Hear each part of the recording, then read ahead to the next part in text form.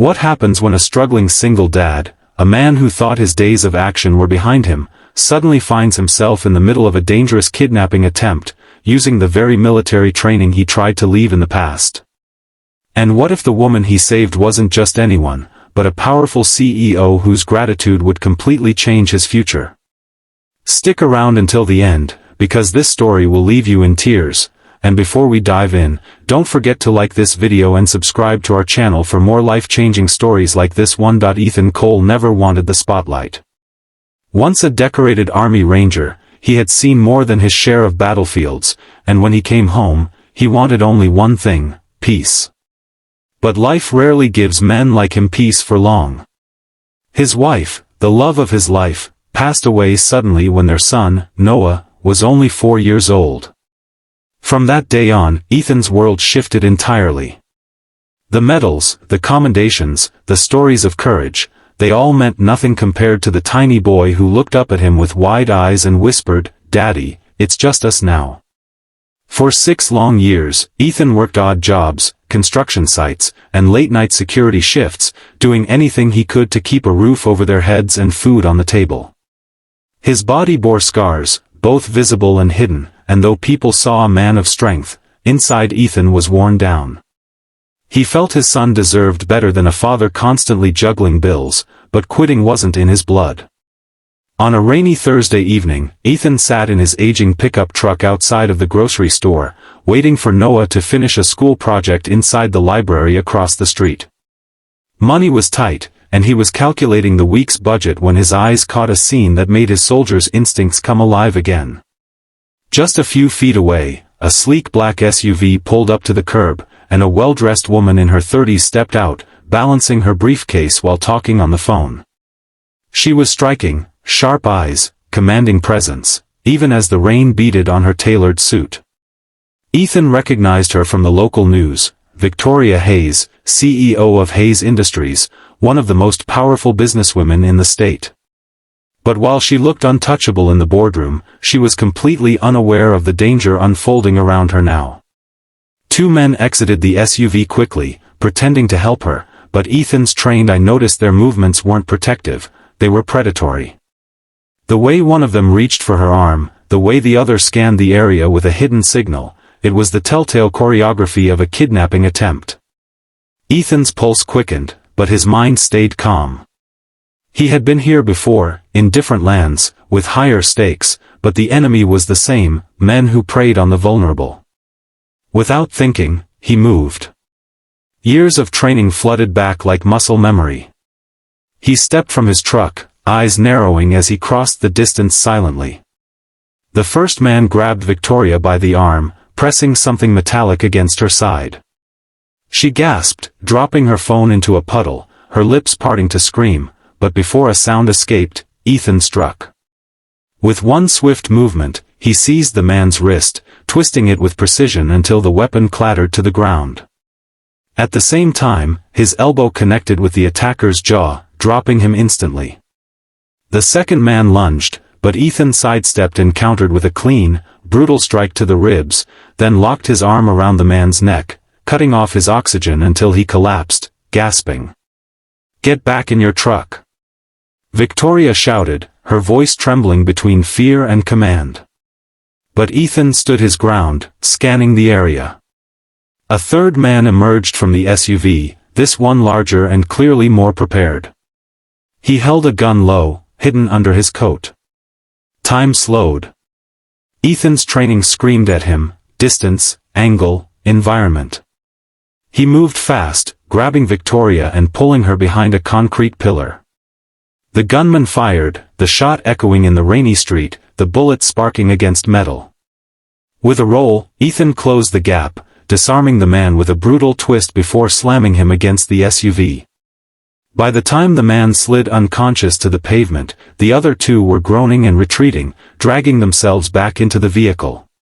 Breathing hard but steady, Ethan stepped back, watching the SUV peel away into the night. The street fell silent except for the patter of rain. Victoria stood frozen, her chest rising and falling, her eyes locked on the man who had just saved her. Who are you?" she whispered. Ethan didn't answer right away. He looked at her, soaked to the bone, makeup streaked, still clutching her briefcase like it was a lifeline. For a moment, she wasn't a CEO, wasn't a headline, just a terrified woman who had nearly been taken. Just a dad trying to get by, Ethan finally said, glancing at the library window where his son's small figure waved from inside, unaware of the danger outside. And you should probably call the police. He turned to leave, wanting nothing more than to disappear before the questions began, but Victoria's voice stopped him. Wait. You can't just walk away after what you did. You saved my life. Ethan hesitated, but the weight of Noah's smile in the window reminded him where he belonged. My son needs me, he said simply, and with that, he walked back to his truck, leaving Victoria Hayes standing in the rain, staring after him with an expression he couldn't quite read. That night, as Ethan tucked Noah into bed, he tried to shake the image of her eyes, haunted, searching, grateful. He thought the night was over, that he could return to his quiet life. But he was wrong. Victoria Hayes wasn't a woman who forgot debts. And the single dad who had walked away from her in the rain was about to find his world turned upside down. The next morning, Ethan's life carried on as usual, or so he thought.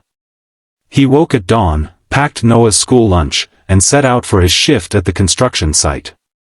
His body was sore from the previous night's fight, but years of soldiering taught him to push through pain. As he swung a hammer and hauled beams, his mind drifted to Victoria. He wondered if she was safe, if she had called the police, if the men who tried to take her had been caught. But he quickly shoved the thoughts aside.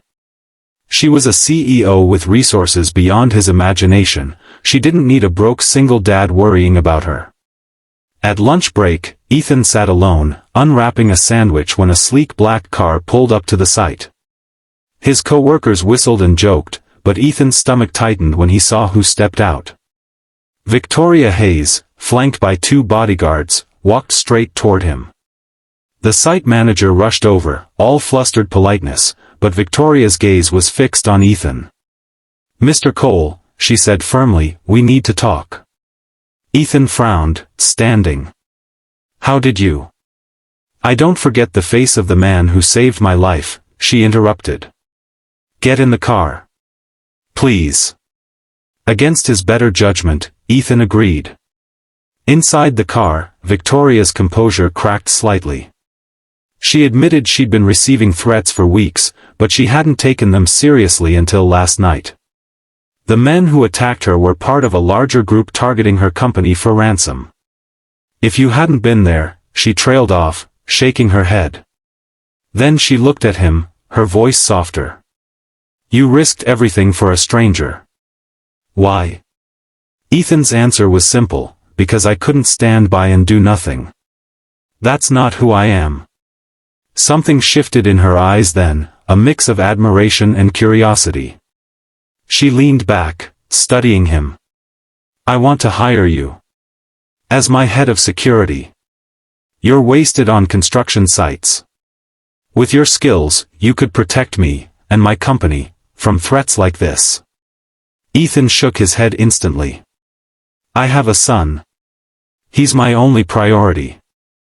I can't drag him into danger again. He's already lost his mother. He can't lose me too. Victoria fell silent, respecting his words. But she wasn't done. Over the next week, she appeared again and again, in front of his truck after work, at the diner where he ate breakfast, even at Noah's soccer game, where she cheered alongside him as if she had always belonged there. Slowly, Ethan realized she wasn't just offering him a job, she was offering him something more. Stability. Security.